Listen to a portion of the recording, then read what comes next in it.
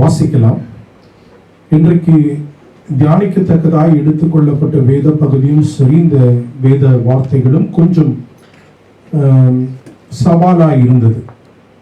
ஏன்னு சொன்னால், நான் இதை கடைபிடிக்கிறேனா அப்படின்னு கேட்குறப்போ கிட்டத்தட்ட 99% நான் இதில் அநேக தடவை விழுந்து கொண்டே தான் இருக்கிறேன். இருந்தாலும் கர்த்தர் என்னுடைய இருதயத்தில் ஆவியில் உணர்த்தினதுனால, இதை நான் நிறைய முயற்சி பண்ணுறதுனால, ஆண்டவர் இதை நீ பேசு, இதை கர்த்தர் கட்டாயமாக நான் உனக்கு கொடுப்பேன் என்று விசுவாசத்தோட சொன்னதுனால இந்த வார்த்தைகளை உன்னிடத்துல நான் பகிர்ந்து கொள்கிறேன். இது உங்களுக்கும் பிரயோஜனமாக இருக்கும். கட்டாயமாய் ஒருவேளை இந்த செய்தி ஆன்லைன் வழியில் யாருக்காவது பார்ப்பாங்கன்னா அவங்களுக்கும் பிரயோஜனமாக இருக்கும்னு விசுவாசிக்கிறேன். யாக்கோபுக்கு எழுதின நிருபம் 1வது அதிகாரம் 2வது வசனமும் 3வது வசனமும் நான் வாசிக்கிறேன். என் சகோதரரே, நீங்கள் பலவிதமான சோதனைகளில் அகப்படும் போது உங்கள் விசுவாசத்தின் பரீட்சையானது பொறுமையை உண்டாக்கும் என்று அறிந்து அதை மிகுந்த சந்தோஷமாக எண்ணுங்கள். இன்றைக்கு நாம் பார்க்க போற காரியம், நமக்கு பலவிதமான சோதனைகள் வரும். சோதனையை குறித்து நாம் அநேகம் கேட்டிருக்கிற ஒரு செய்திதான். சோதனையை குறித்து நான் இங்க பேச போறதில்லை. மாறாக இந்த சோதனையில் நான் கற்றுக்கொள்ளுகிற ஒரு காரியம் இங்க யாக்கோபு எழுதியிருக்கிறார். என்ன சொல்லியிருக்கிறார்? உங்கள் விசுவாசத்தின் பரீட்சையானது பொறுமையை உண்டாக்கும். பொறுமையை குறித்து யாக்கோபு சொல்லிக் கொடுக்கிறார்.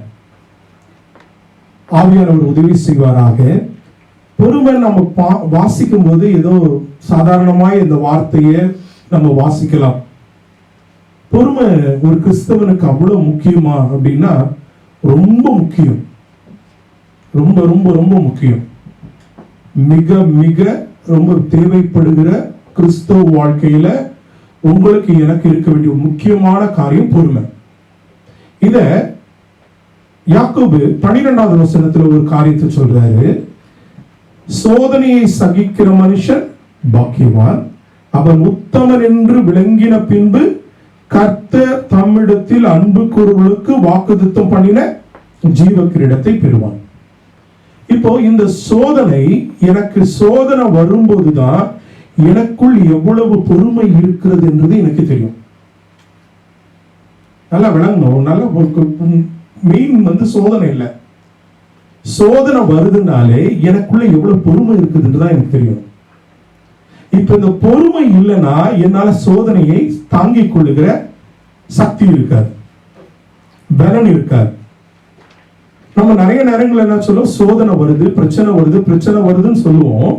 ஆனால் அந்த சோதனையில எனக்கு எந்த அளவுக்கு நான் பொறுமையோடு காத்திருக்கிறேன் என்றதை தான் யாக்கோபு தீர்க்கதரிசி சொல்றார். யாக்கோபு இயேசு சுவாமியுடைய சகோதரன். மரியாளுக்கு அவர்கள் பிறந்த ஒரு சகோதரன். அவர் தன்னுடைய வாழ்க்கையில கவனித்த ஒரு காரியத்தை சொல்றார்.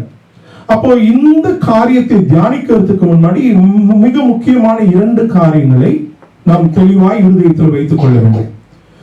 சோதனை என்பது டெஸ்டிங். சோதனையின் மூலம் தேவன் நம்மை பலப்படுத்த முடியும், நம்முடைய மனோபலத்தை வளர்க்க முடியும், உள்ள இருக்கிற இன்டர்னல் ஸ்ட்ரென்த்தை கொண்டு வர முடியும். 2வது டெம்ப்டேஷன், அதாவது சரீர இச்சை. டெஸ்டிங் வேற, டெம்ப்டேஷன் வேற. அப்ப டெம்ப்டேஷன் என்ன?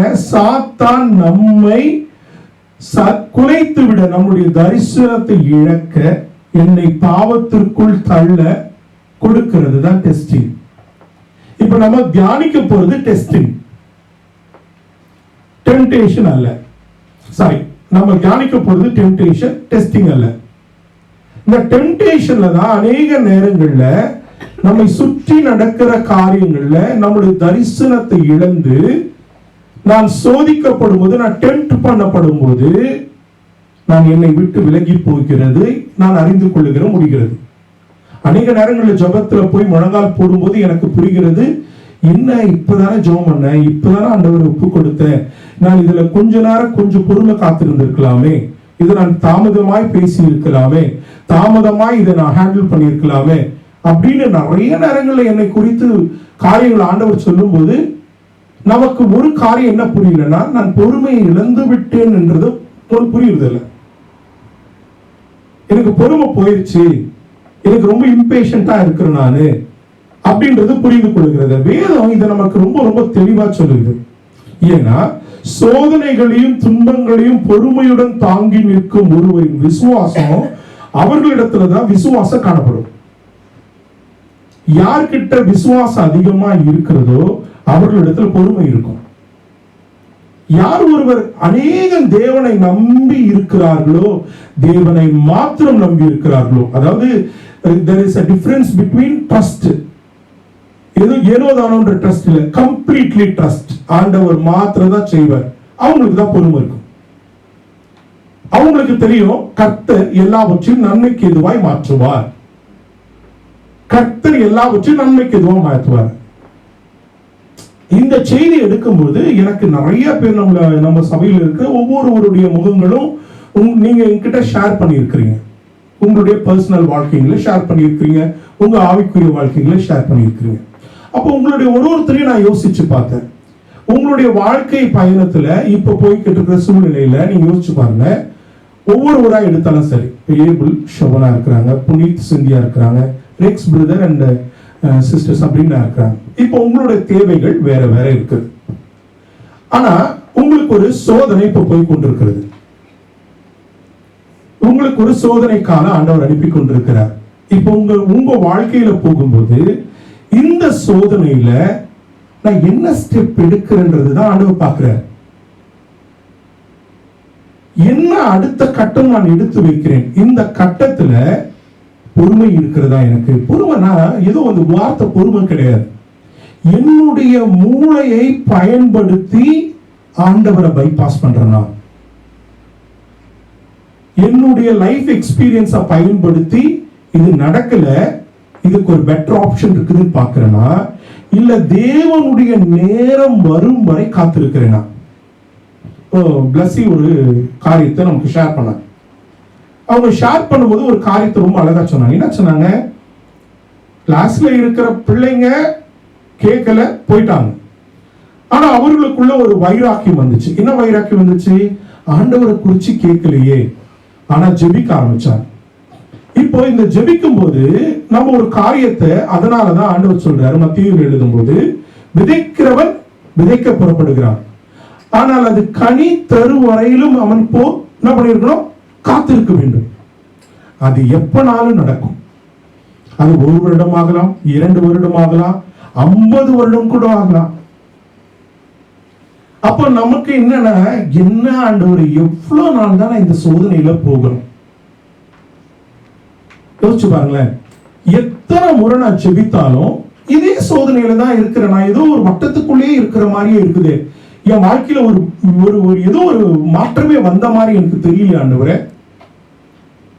நான் சரியா தானே இருக்கிறேன், ஆனா எனக்குள்ள ஏன் இந்த மாற்றம் வரல ஆண்டவரே அப்படின்ற ஒரு கேள்வி எனக்குள்ள வரும் பொழுது ஆண்டவர் ஒரு காரியத்தை கொடுக்கிறார். நான் இந்த ஓட்டத்தினுடைய முடிவை நோக்கி தான் பார்க்கிறேனே தவிர என்னை இந்த ஓட்டத்திலே தயார் பண்ணி கொண்டிருக்கிறதை எப்போதுமே மறந்துடுறேன். ஈவன் எல்லாருக்குமே அந்த ப்ராப்ளம் இருக்கு. நீங்க எத்தனை முறை செய்தி கேட்டாலும் சரி, அன்றைக்கு நடக்கிறது எப்படின்னா அந்த பெயின் போலதான். இப்ப நம்ம ஒரு நீடில்ல பிரிக் பண்ண உடனே அந்த பெயின் அப்படின்னு அதே ரியாக்ஷன் தான் நம்ம லைஃப்ல எல்லா ஈவெண்ட்டுக்கும் நம்ம பண்றோம்.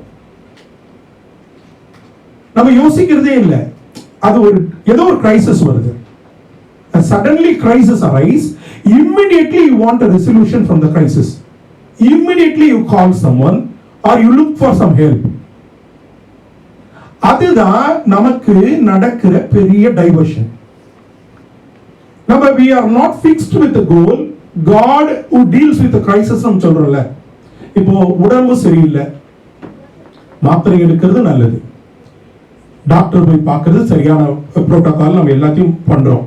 இப்போ எனக்கு ஏதோ ஒரு உடம்பு சரியில்லைன்னு நான் இறந்துருவேன், எனக்கு ஒரு வேளை கேன்சர் இருக்குமோ, எனக்கு ஒரு வேளை ரொம்ப கொடூரமான வியாதி எதுவும் உள்ள இருக்குமோ, இதுலயே நான் முடிஞ்சிருமோ என் வாழ்க்கை, இன்னும் ஆண்டவரே எல்லாருக்கும் இதெல்லாம் என்ன பண்ணுவோம், ஓவர் திங்கிங் நமக்குள்ள மைண்ட்ல.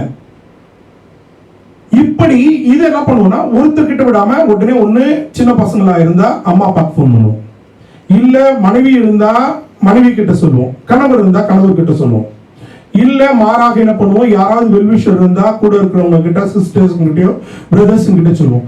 இல்ல நமக்கு என்ன பண்ணுவோம்னா, we don't keep okay, நமக்கு ஒரு உடம்புல பிரச்சனை வந்து இருக்கிறது, எனக்கு ஒரு உடம்பு சரியில்லாம போயிருக்கிறது, அதுக்கு ஒரு டைம் இருக்குது. நீங்க போனீங்கன்னா நம்ம ஜிபி கிட்ட போய் நிற்கும் போது என்ன சொல்றாரு, ஃபீவர்னு போனா என்ன சொல்றாங்க, இப்போ புனித் வந்து எஃப்சிபியில் ஒர்க் பண்றாங்க, ஃபர்ஸ்ட்ல பிரைமரி கேர்ல ஒர்க் பண்றாங்க. ஃபீவர்னு போனா நம்ம எல்லாருமே குழந்தைங்களை கூட்டு போயிருக்கிறோம். முதல் வாரம் போனா உடனே மாத்திரை மருந்து கொடுக்குறாங்களா, என்ன சொல்றாங்க, போங்க 2 வாரம் வெயிட் பண்ணுங்க, பாராசிட்டமால் எடுங்க. இதே ட்ரீட்மெண்ட் தான் ஆண்டவர் சொல்றாரு, ஒன்றும் பிரச்சனை இல்லை ராஜா, போ வெயிட் பண்ணு, உன் டைம் வரும். ஆனா நமக்கு பாராசிட்டமால் போல, ஏன்னா ஊர்ல இருந்து போன உடனே முதல் நாளே ஆன்டிபயோட்டிக் கொடுத்து கொடுத்து நம்மளை பழகிட்டதுனால, நமக்கு இன்ஸ்டன்டா சொல்யூஷன் கிடைச்சதுனால நம்மளும் இன்ஸ்டன்டா ஆண்டவர்கிட்ட ரெமிடிய கேட்கிறவங்க. இன்னைக்கு ஜெபம்னா போதாததுக்கு என்ன பண்றோம், உபவாச ஜெபத்தை எக்ஸ்ட்ரா போடுவோம், ஆண்டவர் இதுக்கு பதில கொடுத்துருவார். இததான் ஆண்டவர் சோதனையை சகிக்கிற மனுஷன் பாக்கியவான் என்ற வார்த்தையை நமக்கு எழுதி வைத்திருத்தாருன்னா, அப்ப சோதனையை நான் சகிக்கிறது இல்லை. பிரியமானவர்கள், இதுதான் ரொம்ப முக்கியமான வார்த்தை. சோதனையை நானும் நீங்களும் சகிக்கிறோமா? நல்லா கவனிச்சு பாருங்க. ஒரு நல்லா இல்லாத ஒரு கணவன், நீங்க எதிர்பார்க்காத மாதிரி ஒரு மனைவி, நீங்கள் எதிர்பார்க்காத மாதிரி ஒரு கணவன் உங்களுக்கு வாழ்க்கையில கர்த்தர் அனுமதித்திருப்பார். இத நான் என்ன பண்ணணும், நேரம் எடுக்க எடுக்க எடுக்க நான் இது என்னுடைய எக்ஸ்பெக்டேஷன்.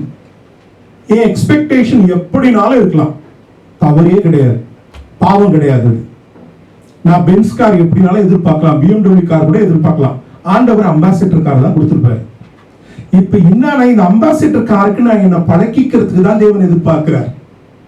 இது நம்ம பார்வையில ஆண்டவர் ஆக்சுவலா பார்த்தா ரோல்ஸ் ராய்ஸ் தான் கொடுத்திருப்பாரு. ஆனா நம்ம கண்ணுல நம்ம கணவன் இருக்கிறதுலயே ஃபியட் கார் தெரியும், ரொம்ப மோசமான காரா இருக்குது, மோசமான மனைவியா இருக்கிற, மோசமான கணவனா இருக்கிறானேன்றதா என் பர்செப்ஷன். இதனால நானு ஆண்டவர் கொடுத்தத மனரம்யமா ஏத்துக்காத வரைக்கும் எனக்கு பிரச்சனை இருந்துட்டே தான் இருக்கும். அப்ப நான் கர்த்தர் கொடுத்ததை என்ன கர்த்தர் ப்ராசஸ் பண்றார். இந்த திருமண வாழ்க்கை என்பது ஒரு ப்ராசஸ் தான். அப்ப என்னுடைய ஆவிக்குரிய வாழ்க்கை என்பது தினம் தினம் எனக்கு கொடுக்கப்படுகிற டெம்டேஷன்ல நான் எப்படியெல்லாம் என்ன டெம்ப்ட் பண்றாரு, எப்படியெல்லாம் என்ன டெஸ்ட் பண்றாரோ அதை எல்லாவற்றையும் சகித்து வரும்போதுதான் என்னால கடைசியில் நிற்க முடிகிறது. இததான் யாக்கோபு எழுதுறார். இப்ப ஆண்டவராகிய இயேசு கிறிஸ்துவின் வார்த்தையில மத்தேயு 6வது அதிகாரம் 13வது வசனத்துல வாசிங்க. ஆண்டவர் சொல்றார், மத்தேயு 6:13 சொல்றாரு, எங்களை சோதனையில் விழ விடாதேயும் பொல்லாதவர்களிடமிருந்தும் எங்களை விடுவித்தருளும் அப்படின்னு சொல்லிட்டு ஆண்டவர் நமக்கு ஜெபிக்க கற்றுக் கொடுக்கிறார். எங்க கற்றுக் கொடுக்கிறார்? பரமண்டலங்களில் இருக்கிற ஜெபத்துல நமக்கு சொல்லிக் கொடுக்கும்போது சொல்றாரு, எப்படி ஜெபிக்க சொல்லிக் கொடுக்கிறார்? சோதனைக்குட்படுத்தாதபடிக்கு எங்களை தீமையிலிருந்து எங்களை ரட்சியும். ஏங்க சோதனை வந்தா தீமை வருது? ஆண்டவரோட ஜெபத்தோட அரேஞ்ச்மெண்ட் பாருங்களேன். சோதனைக்குட்படுத்தாதபடிக்கு என்ன தீமையிலிருந்து ரட்சியும். ஏன் சோதனை வந்தாதான் எனக்குள்ள இருக்கிற நல்லவனும் கெட்டவனும், ஒருத்தர் மேல இருக்கிற வஞ்சனையும் காழ்ப்புணர்ச்சியும் கோபமும் எனக்குள்ள இருக்கிற வெறியும் எனக்குள்ள இருக்கிறது தெரியும். ஒரு சோதனை வரும்போதுதான். எத்தனை நாள்னால இப்ப நான் ரெக்ஸ் பிரதர் இங்க இருக்கிறாரு, இப்ப சிந்தியா இங்க இருக்கிறாங்க, நீங்க எல்லாம் இருக்கிறீங்க. எவ்வளவு நாள் நம்ம தூரம் ஹலோ ஹாய் சிஸ்டர் எப்படி இருக்கிறீங்கன்னு வாரம் பார்த்துக்கிட்டா போகும். ஓகே, பக்கத்து வீட்டுக்கு வரும்போது தான் தெரியும் எனக்கும் சிந்தியா சிஸ்டருக்கும் எவ்வளவு வெறி வரும். அதை தான் ஆண்டவர் எதிர்பார்க்கிறார். Would you be able to put up with each other? தூரந்து பார்க்கிறப்ப hello sister, hello brother, okay. 2 பேர் கிட்ட நெருங்கி வரதான் இந்த சோதனையில் வரும்போதுதான் என்னால நான் என்ன மக்குத்தனமான தவறு பண்ணாலும் சிந்தியா பொறுத்து கொள்ளுகிறதா ஆண்டவர் எதிர்பார்ப்பார். நான் எவ்வளவு ஆவிக்குரிய முதிர்ச்சியின் தலைவனா இருந்தாலும் ஒரு மக்குத்தனமா ஒரு காரியம் பண்றேன்னு வச்சுங்களேன், சபையில் இருக்க நீங்கள் இதை பொறுத்து கொள்வதை தான் கர்த்தர் எதிர்பார்ப்பார். என்னை சரியான முறையில் என்னை நடத்தி செல்வதுதான் உங்களுடைய கடமையாகணும். இதன் மாறாக இப்படி பண்ண இந்த ஒரு ஆள் இனி ஊழியக்காரனாக இருக்கக்கூடாதுன்னு நினைக்கிறது ஆண்டவர் எதிர்பார்க்க மாட்டார். ஆண்டவர் அதை எதிர்பார்க்க மாட்டார். என்ன பெரிய பாவிக்கணும் அதை தான் தொடர்ந்து வாசிக்கிறது. தாவீது ராஜா வாழ்க்கையில் விழுந்துட்டார். தாவீது ராஜாவை திரும்பவும் எடுத்து கட்டுகிறார்.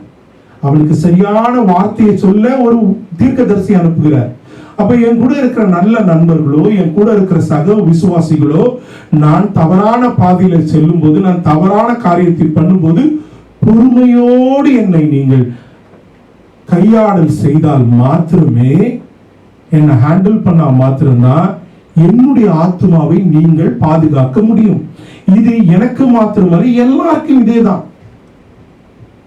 இததான் ஆண்டவர் சொல்ற, சோதனையை சகிக்கிற மனுஷன் பாக்கியவான். அப்ப எனக்கு இந்த சோதனை வரும்போது என்ன நடக்குதுன்னு பாத்தீங்கன்னா, மனம் கலங்குகிறது. ஒரு பிரச்சனை வரும்போதுதான், வீட்டுல ஒரு பினான்சியல் கிரைசிஸ் வரும்போதுதான் மனசே ஒரு மாதிரி பாரமா இருக்குது. ஏதோ ஒரு வியாதி வரும்போதுதான் மனசே ஒரு மாதிரி பாரமா இருக்குது. என்ன இந்த ஒரு மாதிரி இந்த பிரச்சனை ஏன் இப்படி வருது? ரெண்டாவது கோபம் வருது, எரிச்சல் வருது, அப்புறம் சோகம் வருது, கவலை வருது, விரக்தி அதிகமாகுது, ஃப்ரஸ்ட்ரேஷன், எக்கச்சக்க ஃப்ரஸ்ட்ரேஷன். ஏன்னு சொன்னா, நான் தினமும் வேதம் வாசிக்கிறேன், தேவனோடு கூட நடக்கிறேன், ஆனால் இது எனக்கு எப்போது முடியும்? கேள்வி வந்துட்டே இருக்குது. எனக்கு இது எப்ப முடியும் ஆண்டவரே? இந்த சோதனை எப்ப முடியும்? இது முடியுமா முடியாதா? இரண்டாவது, தன்னுடைய அறிவு, நான் செய்த செயல் மாதிரி எனக்கு ஒரு டவுட் வந்துட்டே இருக்குது. நான் சரியான பாதையில் தான் நடக்கிறேனா? நான் சரியானபடிதான் நடக்கிறேனா? சரியானபடி கிறிஸ்தவனா இருக்கிறேனா? சரியான கிறிஸ்தவனா நான் முதல்ல? நிறைய பேருக்கு இந்த சோதனை வரும்போதுதான் தெரியும், நான் ஏதோ எனக்குள்ள ஏதோ ஒரு பாவம், பழைய மன்னிக்கப்படாத பாவம் இருக்குது. பிரியமானவர்கள், உங்ககிட்ட ஆண்டவர் பேசுற, உங்கள ஒரு சிலருக்கு அப்படியான ஒரு எண்ணங்கள் இருக்குது. இன்றைக்கு நான் படுகிற கஷ்டம், என்ன கர்த்தர் ஏதோ மன்னிக்காத ஒரு பாவம் இருக்கிறது, நான் எது எப்பயோ பண்ண தவறு இருக்கிறது. கிடையாது. நம்ம வாசிச்சோம், நீகா தெற்கு புஸ்தகம் 7வது அதிகாரத்துல சொல்ற என்ன, சமுத்திரத்தின் ஆழத்தின் அடியில எங்கள் பாவங்களை போட்டுட்டார். அவர் திரும்ப நினைக்க மாட்டாரு. அவரிடத்துல தினம் தினம் வந்து நீங்க எப்பயோ பண்ண பாவத்துக்காக பாவ மன்னிப்பு கேட்க வேண்டிய அவசியம் இல்லை. என்றைக்கு சிலுவையில, கல்வாரி சிலுவையில எனக்காக மரித்தாரோ, நான் அறிக்கை செய்து விட்டு விடுகிறனை கர்த்தர் நேசிக்கிறார்.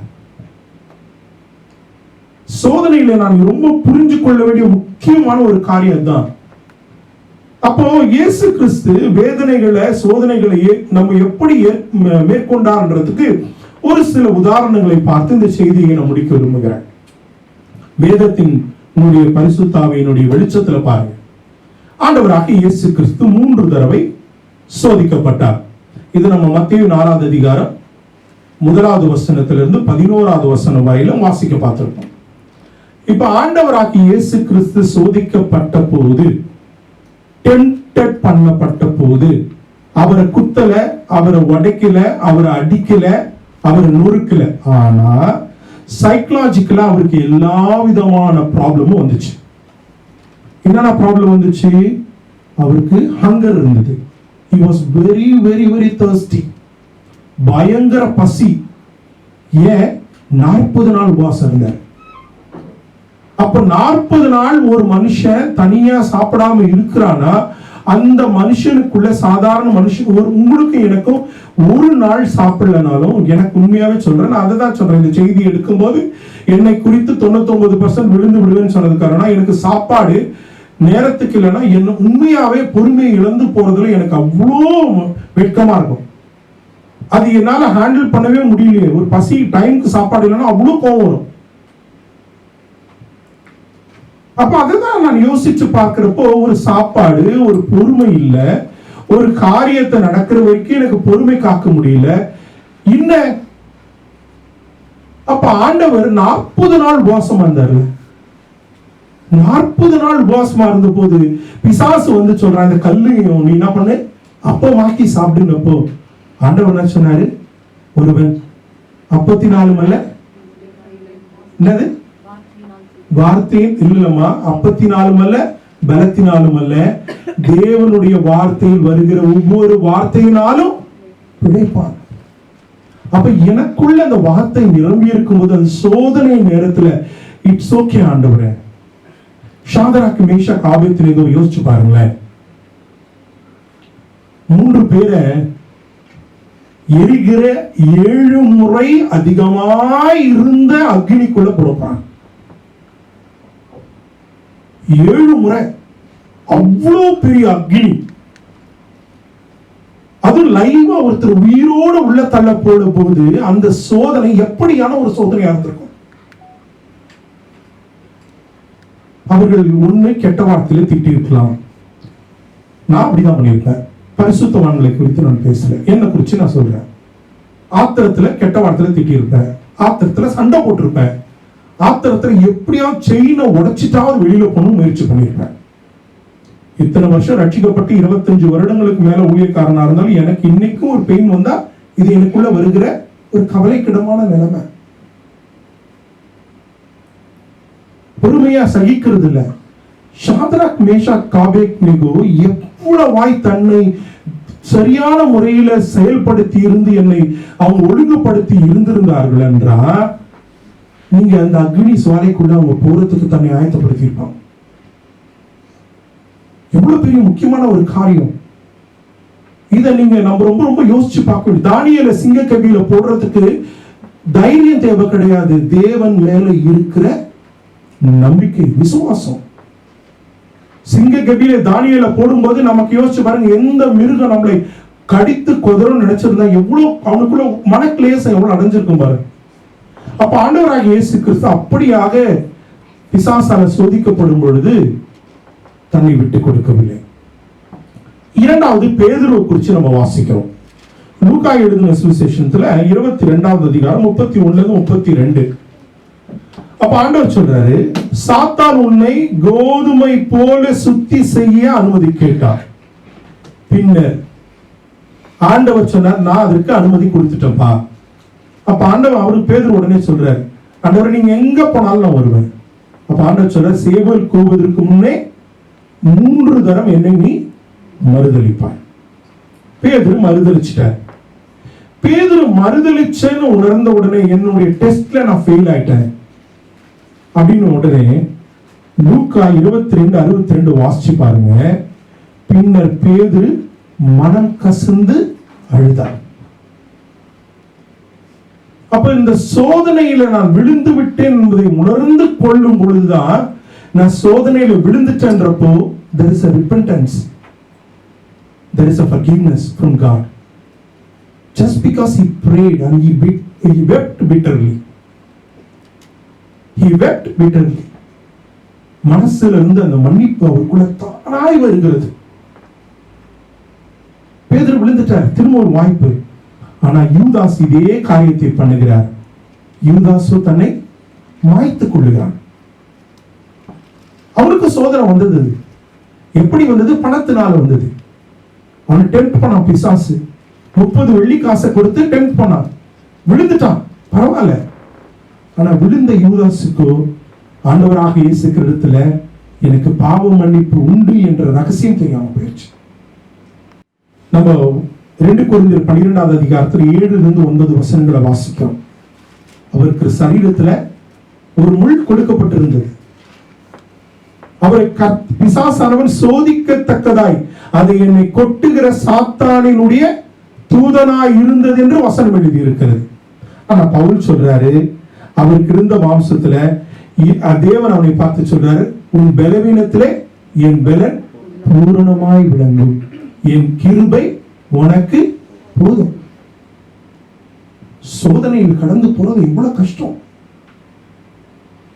கிட்டத்தட்ட 1 39 முறை பவுலை அடித்து இருக்கிறார்கள். பொறுமை தேவை, பொறுமை தேவை.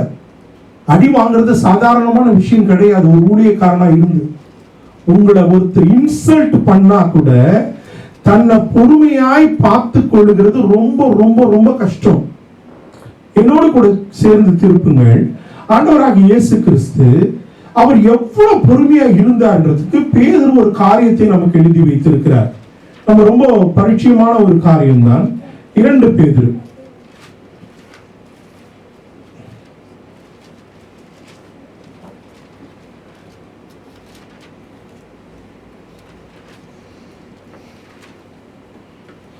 சரி, 1 பேதுரு 2வது அதிகாரம் அவர் 22வது வசனம் பாருங்க. அவர் பாவம் செய்யவில்லை, அவருடைய வாயில் வஞ்சனை காணப்படவும் இல்லை. அவர் வையப்படும் போது பதில் வையாமலும் பாடுபடும் போது பயமுறுத்தாமலும் நியாயமாய் தீர்ப்பு செய்கிறவருக்கு தம்மை ஒப்புவித்தார்.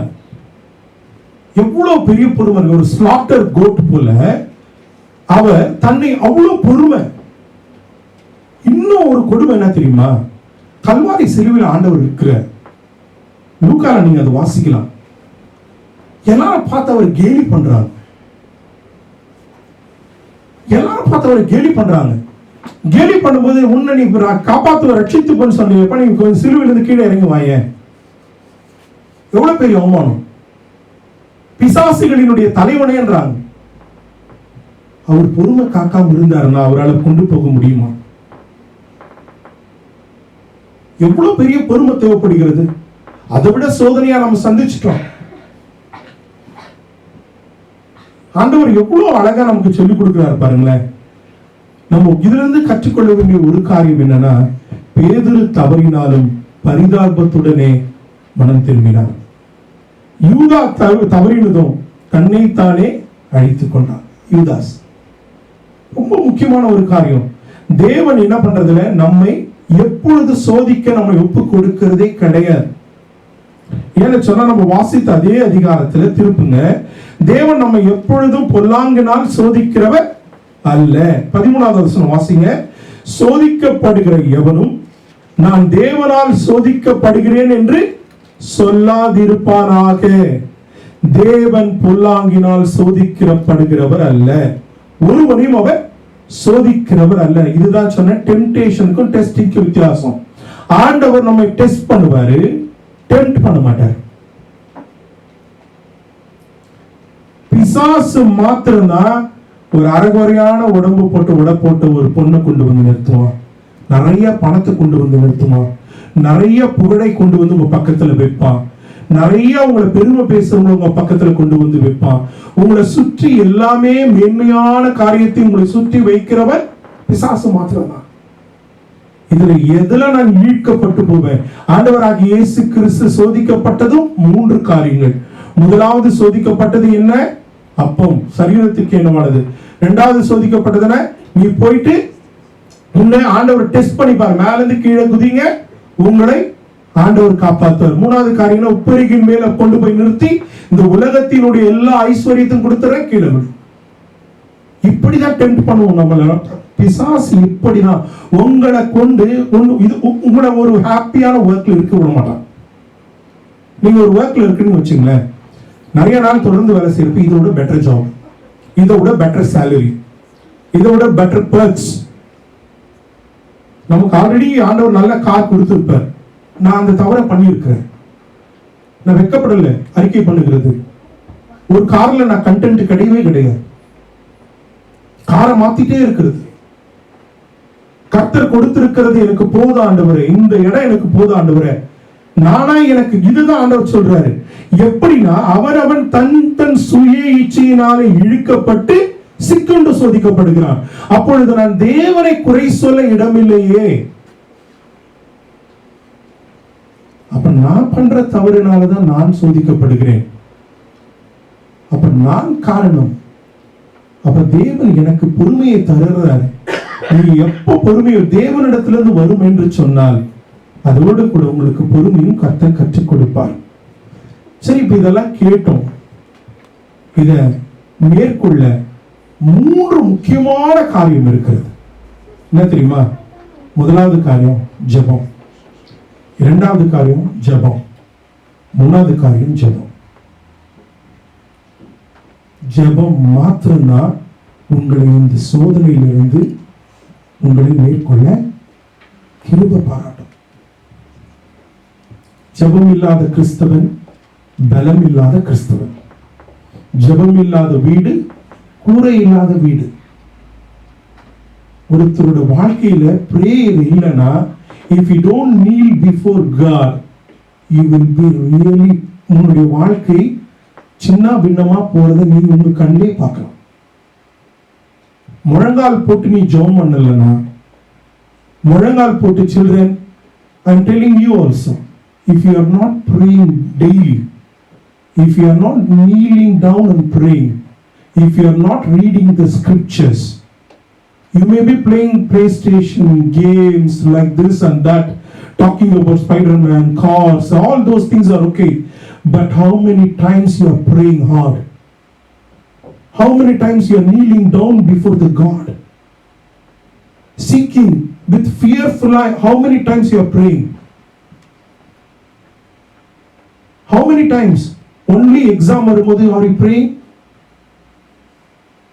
There is a problem, okay, let me go and pray to the Lord. No, God cannot give you His favor. உங்ககிட்ட அவர் எதிர்பார்க்கிறது obedience. உங்ககிட்ட எங்கிட்ட எதிர்பார்க்கிறது obedience. பெரியவர்கள் எல்லாருக்கும் நீங்க முழங்கால் போட்டு உங்களுடைய நேரத்தை தேவனிடத்துல நீங்கள் மனதை ஊற்றலனா, உங்களுக்கு இப்ப போய் கொண்டிருக்கிற சூழ்நிலைக்கு உங்களுக்கு ரெமெடி கிடைக்காது. Brother sister, you need to pray on your own first. முழங்கால் போட்டு ஜெபிங்க. ஆண்டவரை தயவு செஞ்சு விட்டுறாதீங்க. லூக்கா 2:22-40 சொல்லுது, ஆண்டவர் போய் கெத்செமனே தோட்டத்துல போய் ஜெபிக்க போறார். சீஷர்கள் எல்லாம் தூங்குறாங்க. ஆண்டவர் சொல்ற, சோதனைக்கு உட்படாதபடிக்கு அகப்படாதபடிக்கு விழித்திருந்து ஜெபம் பண்ணுங்கள். சோதனை வரும்போது உங்க பொறுமையை இழந்துருவீங்க. உங்களால தாங்கிக் கொள்ள முடியாது. தயவு செஞ்சு பிரியமானவர்களே,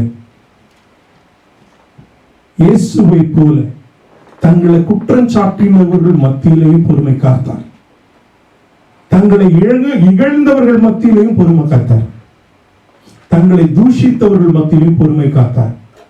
உங்க வாழ்க்கையில நடக்கிறது, நீங்கள் உங்கள் வாழ்க்கையை இயேசுவோடு நீங்க வந்து if you are comparing your life to God, I would like to tell you one thing, then which means ஆண்டவரை போல அவமானத்தை தாங்கிக் கொள்ள வேண்டும், துன்பத்தை தாங்கிக் கொள்ள வேண்டும், நஷ்டத்தை தாங்கிக் கொள்ள வேண்டும், இழப்பை தாங்கிக் கொள்ள வேண்டும்.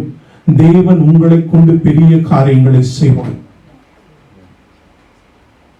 உங்களை கரம் பிடித்தவர் உங்களை விட்டு விலகுவதும் இல்லை, உங்களை கைவிடுவதும் இல்லை. அவர் மனுஷன் அல்ல, மனம் மாறுவதற்கு. உங்களை குறித்த காலத்தில் உங்கள் திட்டங்களை நேர்த்தியாய் செய்ய வல்லவர் உங்களோடு கூட இருக்கிறார். செய்வார், நம்மை நடத்துவார். என்னை கைவிடாதீரும் நாதா, இன்னல் துன்ப நேரத்திலும் என்னை கைவிடாதீரும் நாதா, இன்னல் துன்ப நேரத்திலும் கருத்தாய் விசாரித்து என்னை கனிவோடென்றும் இடுமே.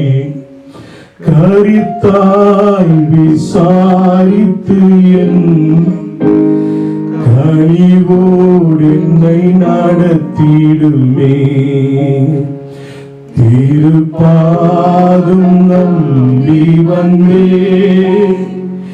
கிருபை நீரை இயேசுவே, தமதன்பை கண்டடைந்தே. எல்லாம் எந்திரிச்சுட்டோமா? தேவ சமூகத்திலே. ஆமாண்டவரே, மனம் மாற நீர் மாந்தர் அல்ல, எங்களை கைவிடவே மாட்டீராண்டவர். எங்களை முழுவதுமாய் கரத்தில் ஒப்புக் கொடுக்கிறோம் ஆண்டவர். எங்கள் வாழ்க்கை சின்ன பின்னமாய் இருக்கிறத எங்கள் கண்களுக்கு தோணலாம். ஒரு பெரிய தவறு பண்ணிட்டேனோ, இந்த தேசத்திற்கு வந்திருக்க கூடாதுன்னு நினைத்திருக்கலாம். நான் பண்ணினது மிக தவறாய் இருக்கலாம் நினைக்கலாம் ஆண்டவரே. ஆனால் உங்களுடைய வார்த்தை சொல்லுகிறது, நான் உன்னை விட்டு விலகுவதும் இல்லை, உன்னை கைவிடுவதும் இல்லை.